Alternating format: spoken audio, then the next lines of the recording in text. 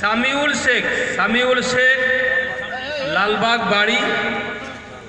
এই মাদ্রাসা থেকে শেষ হেফজটা করা হয়েছে।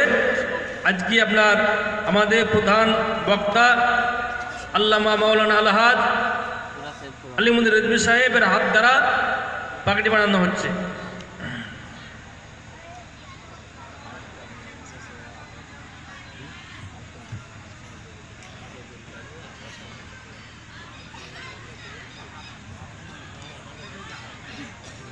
মাদ্রাসার বয়স মাত্র এই 14 মাস। এই 14 মাসের মধ্যেই আপনাদের সামনেই দেখছেন যে এখানকার শিক্ষার যে সুন্দর সিস্টেমের মধ্যে দিয়ে আপনার একজন হাফেজ হলো। বলুন আলহামদুলিল্লাহ।